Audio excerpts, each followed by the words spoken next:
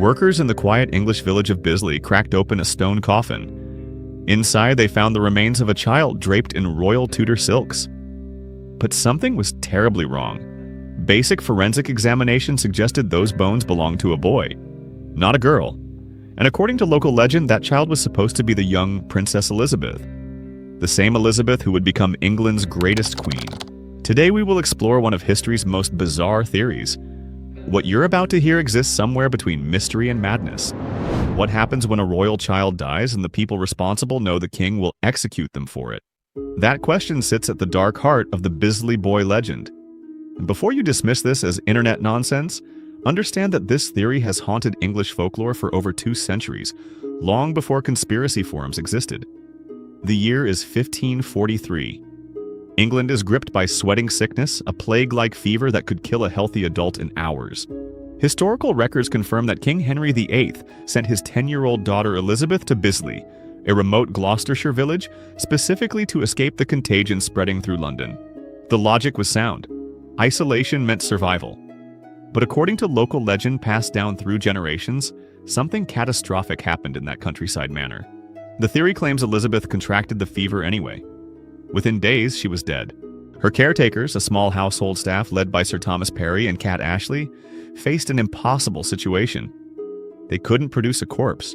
Henry VIII had already executed 2 wives, beheaded nobles for far less, and his paranoia was legendary.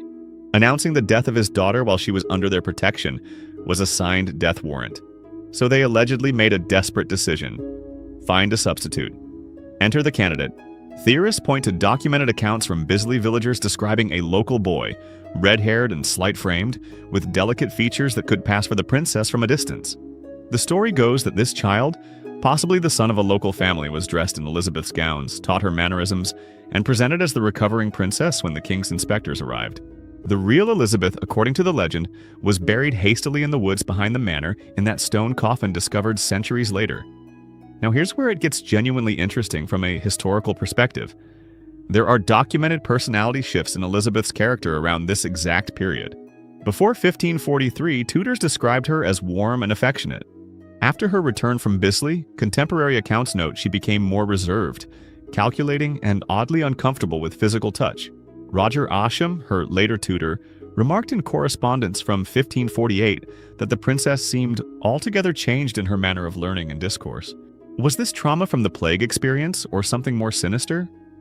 The legend remained regional folklore until 1895, when Bram Stoker, yes, the author of Dracula, published an account of it in a collection of English myths.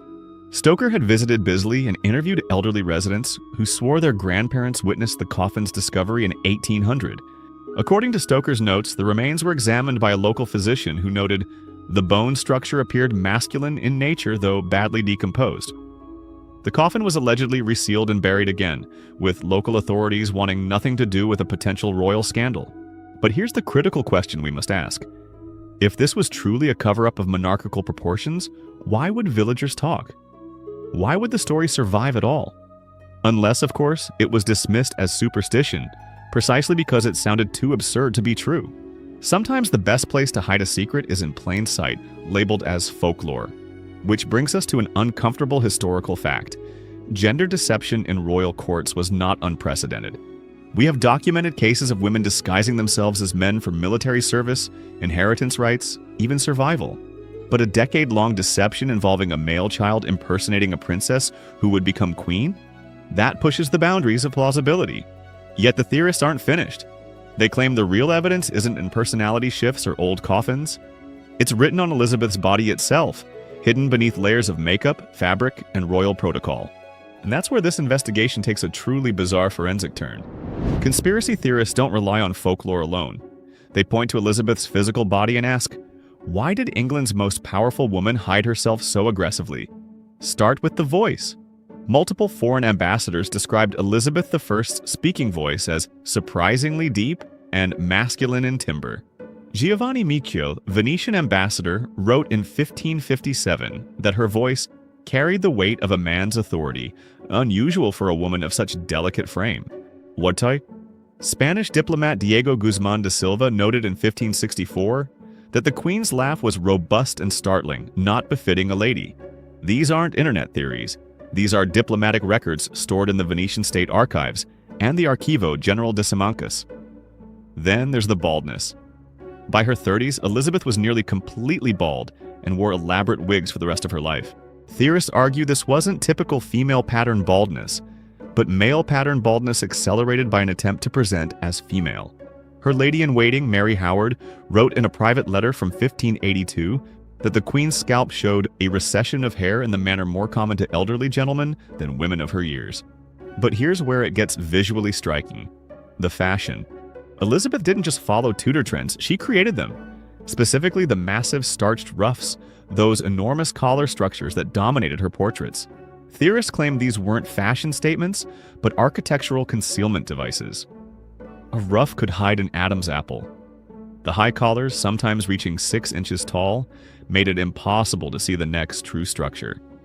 Look at her portraits chronologically. Early paintings show a softer jawline. Later portraits, especially after 1570, show increasingly angular features, a stronger jaw, and what some facial reconstruction experts have noted as pronounced brow ridges more consistent with male bone structure. Dr. Quentin Derrick, a maxillofacial surgeon who analyzed Tudor portraiture in 2008, stated that Elizabeth's later portraits show cranial proportions that diverge from typical female facial architecture, though artistic license cannot be ruled out. And then there's the marriage refusal. Elizabeth turned down dozens of suitors, Protestant and Catholic alike, powerful kings and princes who could have secured England's future. Her official reason was always political, maintaining balance of power.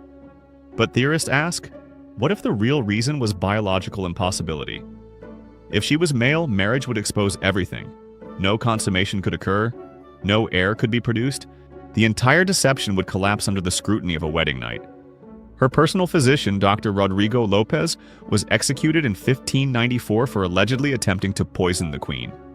But some historians note that Lopez had been the Queen's trusted doctor for decades, and suddenly, according to trial records, possessed knowledge of Her Majesty's private constitution that made him a liability to the crown. Was he silenced for knowing too much?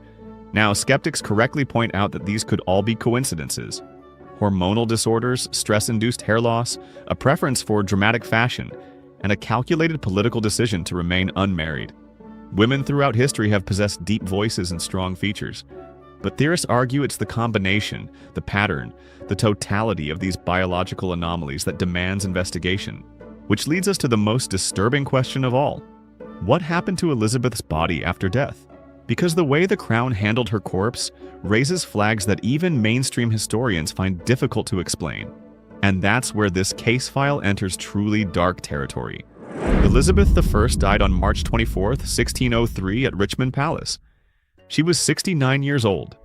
And within hours, something unprecedented happened that still puzzles historians today. Her body was sealed, not just buried, sealed. Inside a coffin lined with dense metallic sheeting, then placed inside a wooden outer casket, then entombed in Westminster Abbey beneath a marble effigy. But here's what makes this extraordinary. The Privy Council issued an immediate order forbidding any post-mortem examination. No autopsy, no medical documentation of cause of death, no embalming records describing the body's condition. For a monarch who ruled for 45 years, the absence of medical death records is staggering. Compare this to other Tudor monarchs. When Henry VIII died in 1547, his body was examined by multiple physicians who documented every detail, including his grotesque weight and infected leg ulcers. When Mary I died in 1558, court doctors recorded her likely ovarian cancer and swollen abdomen. But for Elizabeth, nothing. The official record states simply natural causes with zero supporting medical evidence. Dr. John Hayward, who was present at court during Elizabeth's final days, wrote cryptically in his personal journal that the Queen's body was attended to with unusual haste and secrecy, as if the counselors feared some revelation.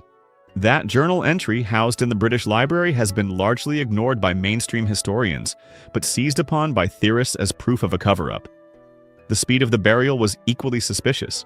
Elizabeth died on a Thursday morning. By Saturday evening, she was already encased in that metal-lined coffin. This violated standard royal protocol, which typically allowed a week for the body to lie in state so nobility could pay respects. Instead, only a handful of select counselors viewed the body, and they did so briefly with the coffin partially closed. Lady Southwell, one of the few permitted to see the corpse, wrote that the Queen's face appeared wrapped in excessive cerecloth, so much so that her features were obscured entirely. Why the metal lining? Official explanations claim it was to prevent decomposition and protect the body from grave robbers seeking royal jewelry. But Westminster Abbey had never used such extreme measures before. The metal created an airtight seal that would preserve whatever was inside, yes, but also prevent anyone from ever examining it without massive structural disturbance. And here's where modern forensic science adds a chilling dimension. In 1995, architectural surveyors using ground-penetrating radar scanned Elizabeth's tomb as part of Westminster Abbey's structural assessment.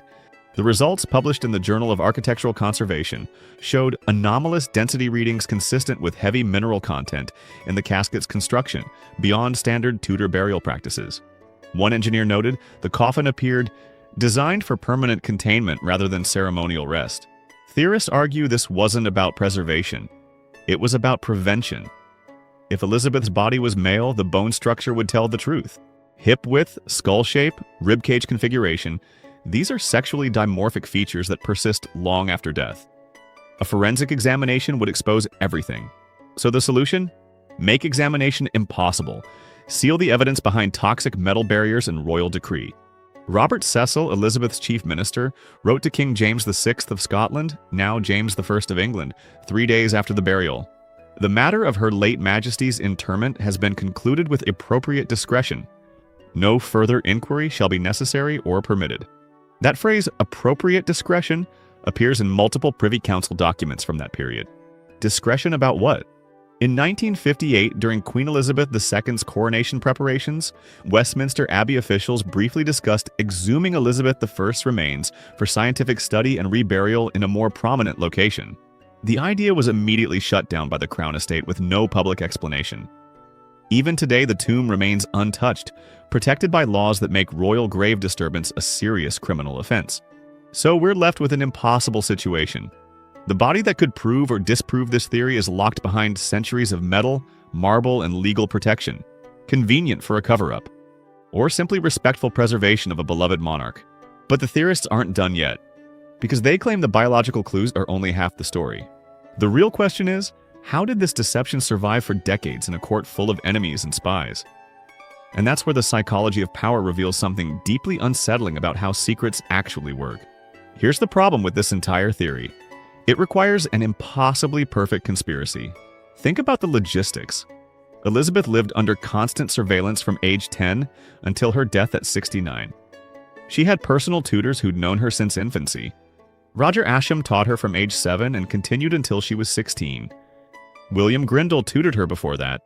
These weren't strangers meeting a child for the first time in Bisley. These were men who'd spent years with the real Elizabeth, who knew her handwriting, her speech patterns, her intellectual capabilities. And they noticed nothing? A completely different child replaced her, and experienced scholars saw no difference? That stretches credibility beyond breaking. Dr. David Starkey, one of Britain's most respected Tudor historians, addressed this theory directly in a 2006 lecture at Cambridge. He stated, "The Bisley Boy legend requires us to believe that a village child with no formal education successfully impersonated one of the most educated women in European history. Elizabeth spoke fluent Latin, Greek, French, and Italian. She translated complex philosophical texts. She debated theology with bishops. The idea that a replacement could acquire these skills while simultaneously learning to be queen is fantasy. The handwriting evidence alone destroys the theory. We have hundreds of letters written by Elizabeth throughout her life, from childhood through her final years. Forensic document examiners have analyzed these extensively. The letter formation, the stylistic quirks, the grammatical patterns remain consistent across decades. Dr. Kate McCaffrey, a paleographer who examined Elizabeth's correspondence collection at the British Library, concluded in 2012 that the handwriting shows natural evolution of a single individual, not the discontinuity we'd expect from different authors. Then there's the DNA question. Elizabeth's relatives were everywhere. Her sister Mary I ruled before her. Her cousin Mary, Queen of Scots, was executed under her orders. Her successor, James I, was her cousin's son. None of these people, who had every political motivation to expose her as illegitimate, ever questioned her biological authenticity. If she was male, wouldn't medical examinations for potential marriage alliances have revealed it? Wouldn't her enemies have used it? But here's what's genuinely fascinating. Why does this theory persist? Why do millions of people online find it compelling, despite the historical evidence against it? Because it taps into something deeper than facts. It challenges authority. It questions official narratives. In an era where we've learned governments do lie, where cover-ups do happen, where powerful institutions do protect their interests, the idea that history's greatest deception occurred at the highest level feels psychologically satisfying. Elizabeth I ruled during a time when women weren't supposed to have power. She never married, never produced an heir, never allowed herself to be subordinate to any man. For 16th century gender politics, she was an anomaly. So the theory tries to solve that anomaly by making her male. It's easier for some people to believe she was a man than to accept that a woman genuinely outmaneuvered every king, pope, and politician in Europe. Professor Susan Doran, author of The Myth of Elizabeth, argues that these conspiracy theories reveal more about modern anxieties than historical truth. She writes, "We struggle to accept that a woman in a violently patriarchal world could succeed through intelligence alone. So we invent biological explanations. We make her male or childless by choice or sexually ambiguous, anything except simply brilliant and strategic. The internet amplifies this because algorithms reward mystery over clarity." A video titled "Historians Confirm Elizabeth Was a Normal Queen" gets 10,000 views. A video titled "Was Elizabeth Actually a Man?" gets 10 million. The economic incentives favor sensationalism, regardless of truth. And yet, I'll admit something. The sealed coffin bothers me. The lack of medical records bothers me. The speed of burial bothers me. These aren't internet inventions. These are documented historical irregularities that even skeptical historians acknowledge as unusual. Maybe not proof of gender deception, but proof that something about Elizabeth's death made the Privy Council nervous. Was it her body's condition? Was it evidence of poison? Was it simply that she'd grown so frail and unrecognizable that they wanted her remembered as the powerful icon, not the deteriorated corpse? Or was it something else entirely, something we haven't even considered? That's the real hook of this theory. Not that it's true, but that it points to genuine gaps in the historical record. Gaps that make you wonder what else we don't know.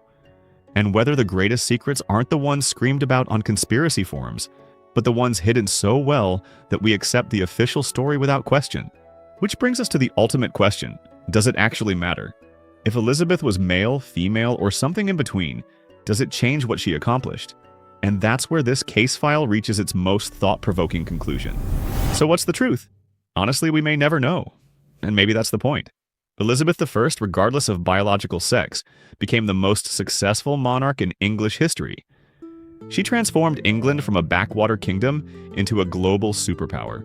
She defeated the Spanish Armada, she established Protestant independence, she fostered a golden age of literature, exploration, and commerce. Shakespeare wrote under her reign. The British Empire began under her watch. If she was male, it makes the achievement no less remarkable. If anything, it makes it more extraordinary. Imagine maintaining that deception for 60 years while outmaneuvering every European power. That would be the greatest performance in human history. If she was female, it proves that gender was never the limitation. Competence was. And Elizabeth had it in abundance. The Bisley Boy legend endures because we love mysteries. We love the idea that history has secrets, that official narratives hide deeper truths. Sometimes they do. Sometimes the conspiracy is just a story we tell ourselves to make the inexplicable feel manageable. That stone coffin in Bisley? It probably held a child who died of plague, dressed in handed-down noble clothing, buried by grieving parents who wanted their child to rest like royalty. The sealed metal casket at Westminster? Likely the paranoid precaution of counselors who'd served a queen for decades and wanted her body protected from desecration. Or maybe, just maybe, it's exactly what the theorists claim. A centuries-old secret locked behind metal and marble, protected by power, preserved by silence.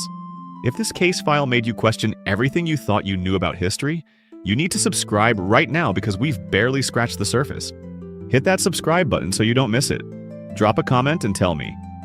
Do you think Elizabeth was the real deal, or is there something to this theory? I read every comment, and the best observations get featured in future episodes. Your perspective might crack a case wide open. And smash that like button, because it tells YouTube to show this video to more people who are tired of surface-level history. The algorithm rewards engagement, and every like pushes this investigation further. Let's build the best historical mystery community on this platform.